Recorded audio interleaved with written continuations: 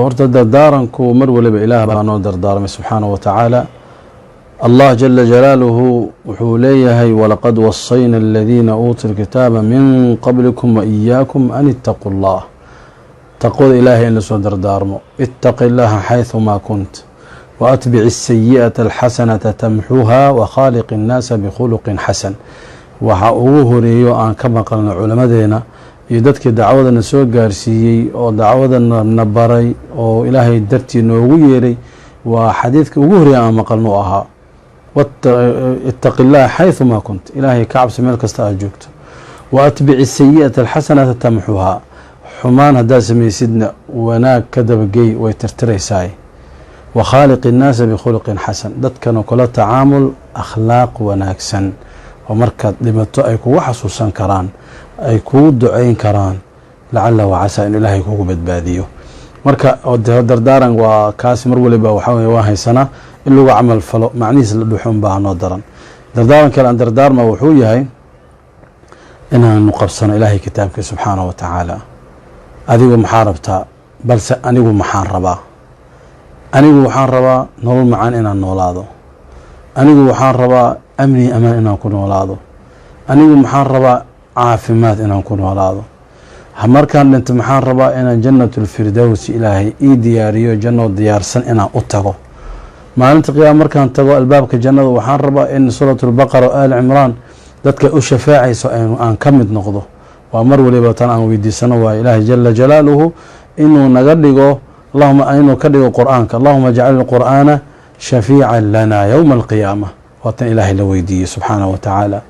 sheekheena sheekh cali suufi calayhi raxmat اllahi raxmatan waasica, ducooyinkiis waxaa ka mid ahaa allahuma calimna اlqur'aana waascidna bih. ilaahu qur'aankana bar, kuu ku dhuroowo ku nicmaysan ilaahu naga dhig. aلsacaada alxaqiiqa hiya itibaacu sunati الnabi sal اlه alيه wasalam, iyo ilaahay kitaabkiisa in la akhriso, la qabsado, macnihiisan la dhuuxo. amaan haddaan u baahanahay amaanka rasmiga ah fi lkitaab fi lqur'aan, amaanka rasmi ah waxaan ka heli karaa ilaahay kitaabkiisa.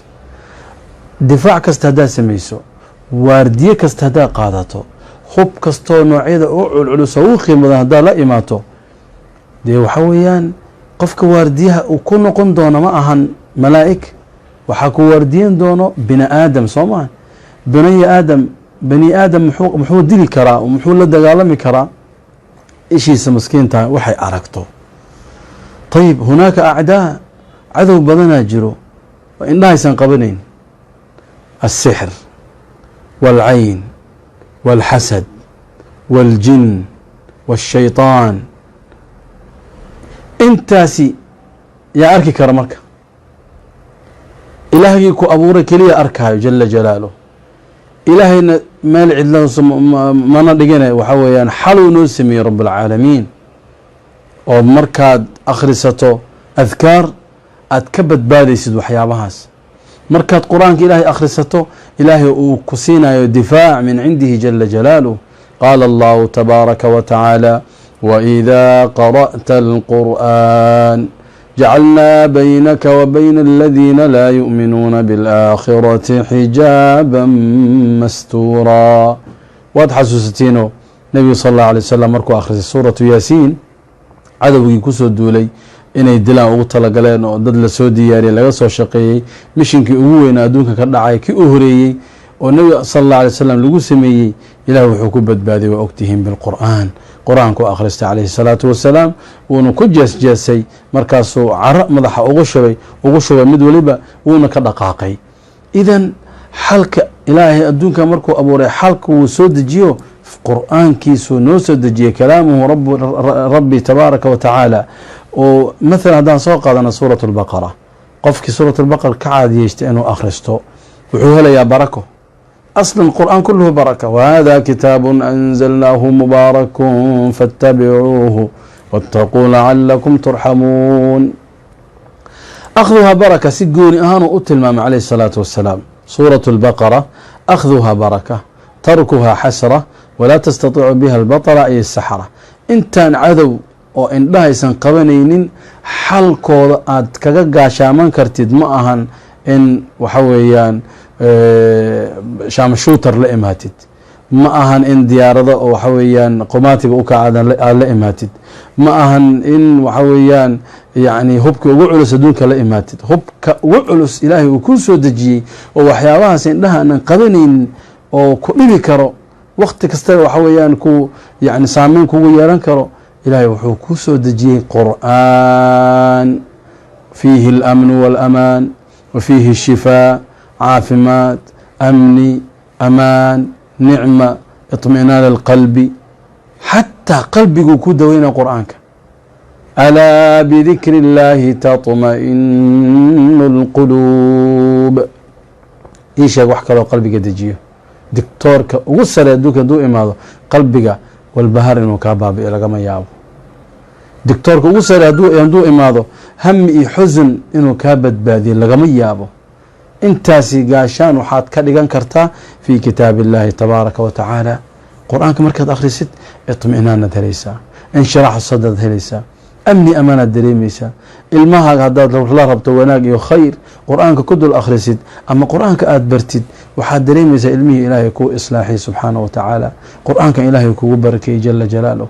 marka ninkii maanta barakadan ilaahay soo dejiyey u jeedo oo maalin kasta arkaayo ka mashquulayo, ogow waxaad ka mashquushay amaankii rasmiga ahaa, waxaad ka mashquushay caafimaadkii rasmiga ahaa, waxaad ka mashquushay tijaaradii barakadeeda. waad shaqaynaysaa, shaqaad ku mashquulsan tahay, laakiin juz haddaad akhrisatid abrak lak min kuli shay. qul bifadli اllahi wbiraxmatihi fabidalika falyafraxuu huwa khayru mima yajmacuun. walaalayaal ilaahay qur'aanka hana baro. kuwii ku dhuroowey oo ku qiimoowey oo qur'aanka qabsaday oo macnihiisa dareemay oo ku raaxaystay la noolaaday allah naga dhigo.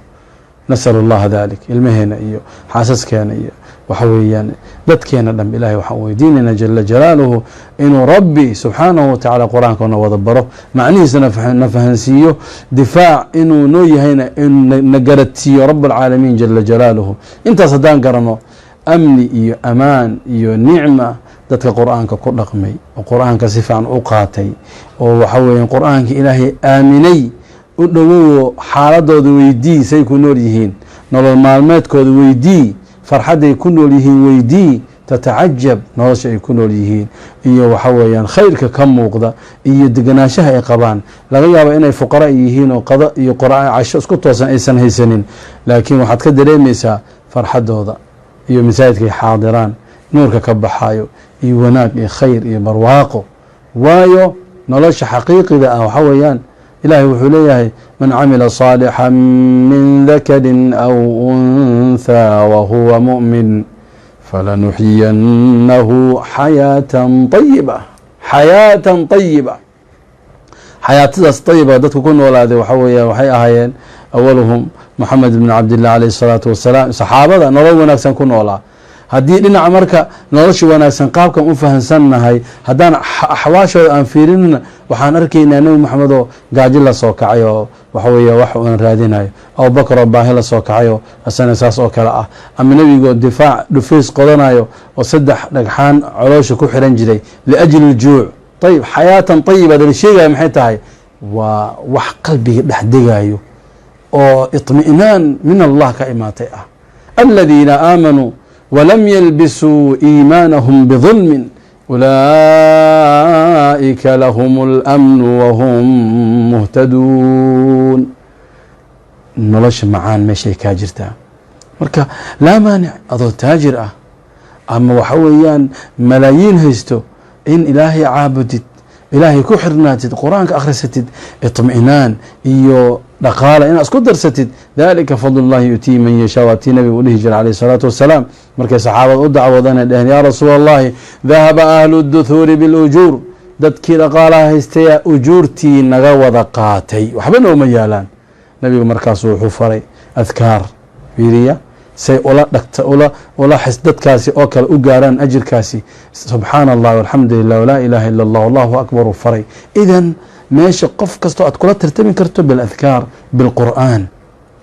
dadkii marka oo tujaarta ahaa dhaqaalaha haystay way fahmeen haddana inay sidii ay waxay khayrkaas ka faa'iidaystaan markaas haddana dhahan yaa rasuulallah haddana way nala barteenoo adkaartii ay wadaan dalika fadl اllahi yu'tihi man yashaa fadli ilaahay bixiyey anigu ma reebi karo dha nabiga calayh الsalaatu wassalaam idan marka waa wax laga maseeri waayo qof taajira ilaahay wax siiyey haddana aytaam aabbow ah qof ilaahay wax siiyey masaakiinta u turaayo u naxariisayo dalika fadl اllahi yu'tihi man yashaa marka waxaan leeyahay insha allahu tacala dadku inay ka faa'iidaystaan ilaahay fadligiisa qur'aanka asaasi ah wax kale oo iska imaanayaan dhaqaalo ma leedahay ku ilaali qur'aanka caafimaad ma haysataa ku ilaalsa qur'aanka ilaahay subxaanahu wa tacaala caruur ma ku siiyey ku ilaali qur'aanka ilaahay jala jalaaluhu mansab ma ku siiyey ku ilaalsa qur'aanka وبارك الله فيكم السلام عليكم ورحمة الله وبركاته